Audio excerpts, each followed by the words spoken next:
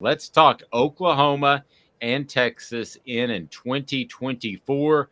What does that mean for the Vols, in your opinion? Caleb already with a post up late last night as he's killing it. Good morning, Smoky Mountain Red. Good morning, Travis. Your thoughts, Caleb, on Oklahoma and Texas in 2025? I love content, so I'm glad. But that doesn't mean it's great for them or great for Tennessee. How do you break it down? Who's it good for? Maybe not other teams as well. Yeah, and I'm going to be honest. I don't think it's good for Tennessee, but personally, I am glad because I'm with you. I like content, and I think it's always awkward watching lame duck seasons and conferences in college football. I just don't think it's good for the sport. So I'm the quicker the leagues can get this done, the better. I feel the same with USC and UCLA to the Big Ten, even though I don't think that should be a thing. Kind of miss regional conferences, but yeah, no, I'm on that point. I'm glad, but I don't think this is good for Tennessee, and here's why.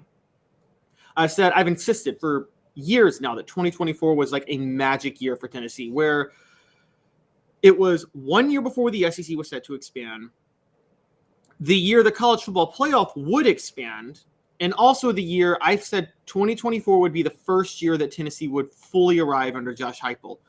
When I say fully arrive, I mean there would be no more rebuilding needed from the disaster that Heupel inherited in 2021.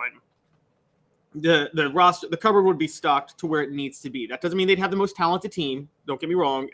That doesn't mean they'd win a national championship every year or win a national championship ever. It's just they would be finally where they need to be in 2024. Maybe like this. They're not still searching for a defensive back in November.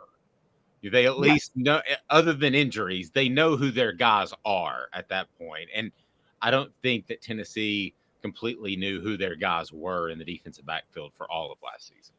Just exactly. That's the exact way to put it. And because I still think they're going to have those issues in 2023. There's transition periods, but on top of that, Tennessee, Josh Heupel walked into a mess, and it was going to be impossible to really get to the point to where it was going to be impossible to get to a point to where you're not looking for players at certain positions his first 3 years on the job. So they're going to struggle with that in 2023. I thought 2024 was going to be the first year that wouldn't happen. Nico Iamaleava, I keep saying this. It's like he was created in a lab for Josh Heupel's offense. I agree with that. And so this is, again, I said it last week. This is Danny Warfel falling into Steve Spurrier's lap, Tim Tebow falling into Urban Meyer's lap, Tommy Frazier falling into Tom Osborne's lap. Quarterbacks that you don't know how they'll be in the NFL, but they are just perfectly designed for a system they go to. And on one thing, I think you would agree that Nico's more talented as a thrower than the three guys you just mentioned. Significantly more. Okay. Yeah, significantly more. Nico actually probably has some NFL prospects, unlike the other three. No, right. Yes, I totally agree with that. But that's where I'm getting. Or even like Cam Newton landing into Gus Malzahn's lap, which was that's a great example. Yes. Yeah, that was a match made in heaven. And that's what Nico is for Josh Heupel. So you got the quarterback, which, as you know, Dave, even if you are a little bit below on a talent perspective, you get a quarterback that's a perfect fit for a system that can elevate you above teams that are more talented than you. So I just thought everything was in place for Tennessee that year. It's still in place, but when you go from you're competing with three other powerhouse teams to win the SEC, because I think LSU, Alabama, and Georgia will all be there, to you're competing with five other powerhouse teams because Texas and Oklahoma will be there. It goes a little bit more from a science over who's got the better scheme and talent to a little bit of a crapshoot in trying to win the league because it's just going to be that deep. In Texas and Oklahoma, guys, I'm sorry, they're going to be powerhouse programs, at least Texas. We don't know about Oklahoma. There are some major red flags with Brent Venables. I get that, but they did have a top 5 class. Texas just had a number 3 class. Whatever you think about Steve Sarkisian, you know when he gets talent, he knows how to utilize that talent. And he's also got Arch Manning at quarterback. So it's going to be a lot harder all of a sudden for Tennessee to do what I thought they were going to be able to do in 2024. And that's where that magic year where Texas and Oklahoma weren't in the SEC yet, Tennessee had arrived.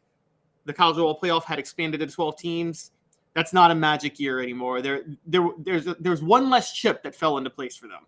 Okay, so let me ask you this. So you said yesterday, and you and I've said privately, but I don't know that you've ever said it publicly, and that was you expect Tennessee to win a national championship in 2024. You called your shot, Babe Ruth style. So does that change things at all? Texas and Oklahoma being in the conference? Because I'm going to go ahead and argue right now, and you may disagree with me, but I'm going to argue right now, no, it really doesn't. Because here's what I think. I think that Tennessee will have a quarterback in place, and that'll most likely be Nico. I think that Tennessee will be, if not completely restocked, really close. And that, to me, is a team that can stand toe-to-toe with Texas. So we don't know what the schedule is going to be yet. But let's say Texas and Oklahoma are both on it. Just worst-case scenario, both Big 12 teams come in and they say, you've got to play Texas and Oklahoma. Well, Tennessee has better coaches, a better system, as good or better players as Oklahoma. And I think that Texas may have a slight talent advantage over Tennessee right now, but I don't think that's going to be the case in 2024 or 2025. So I'm going to support your point of saying yesterday that Tennessee wins a national title in 2024. Now, I'm not going that far. That's quite a claim on your behalf. But I will say, if I'm in Caleb's headspace under that fantastic hair and the hair gel, I'm not adjusting whatsoever the prediction you made yesterday on this show. I do not think Texas and Oklahoma being in the conference changes things, even if they had to play both of them, which will not be the case. Okay, but here's the thing. On an individual scale, I agree with you. Like, I made this pick with Tennessee with Georgia and Alabama in the SEC, and Georgia and Alabama are still much tougher outs than Texas and Oklahoma right now, and they will be in 2024. But I guess an analogy would be, Dave, you like to work out. Say if you can lift a 30-pound weight. Okay, maybe you can lift it once. You can lift it twice. You can lift it 3 times. But once you get to 4, 5, or 6 reps, yeah, you can still lift that 30-pound weight, but it's like, okay, can you lift it this many times? Tennessee matches up well with all of these teams, but this is 2 extra hurdles that they have to get over to win the SEC. So it's the quantity of the hurdles, not so much the quality of it, if that makes sense. And I think Texas will be, that's another team that I'm 100% positive will be in the SEC race in 2024. Now, let me throw this out there. The college football playoff still expands to 12 teams in 2024. Yes. So you don't necessarily have to win the SEC to get there. I do think, though, that the committee is going to be, the SEC champion is getting a first-round bye.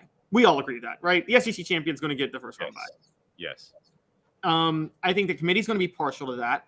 I also think the committee is going to be partial to conference champions for the teams that don't get a bye but play that first weekend of games at home, because I think they're going to play the first slate of games on home stadiums.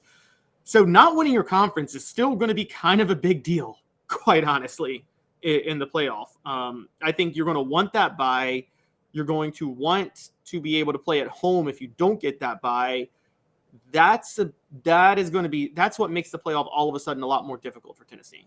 Couple of notes. John saying Tennessee recruited Nico and didn't fall into Heupel's lap. That is true. Cam, on the other hand, well, he was paid to fall in Auburn's lap. So good point there, John. Travis says, if anything, it will make us look better when we win. Quite possibly, if Tennessee's able, let's just say they play Texas and Oklahoma, which they're not going to do in the first season. But I'm overall glad it's not 2 years away. I'm glad to get this thing rolling. And let's face it, there's a lot of money at stake right now because you want to be able to match that Big Ten deal. And we've talked about money and what Tennessee gets from the current SEC deal. And we can debate whether or not the SEC should have gone with just ESPN or do what the Big Ten did and go with a lot of other conferences, a lot of other networks. But the simple fact is they need to go ahead and start laying out the foundation for those negotiations that are going to come in the future. So whenever that is up, they need to go ahead and get that closed. And I think by adding Texas and Oklahoma, that'll make it easier to do so. So at the end of the day, this doesn't affect what I think Tennessee will do in 2024. They could massively change the schedule, and it could be Alabama, Georgia, at Texas, at Oklahoma, on the road. I mean, I guess things could change drastically, but I don't think these two teams, Texas and Oklahoma, and even projecting forward to 2024, will be scarier than Alabama or Georgia. I don't think they'll be really as scary as some other SEC teams. We'll see what Steve Sarkisian does, but I'm not completely a believer quite yet, and I certainly have my doubts with Oklahoma.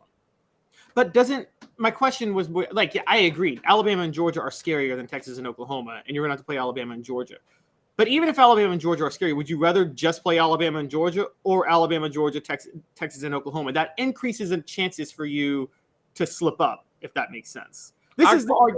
Yeah, no, there's definitely a cumulative effect. It's like the week after you play Alabama, you're beat all to heck, and then you don't play well, at least when they were really, really physical. You don't play well the next season.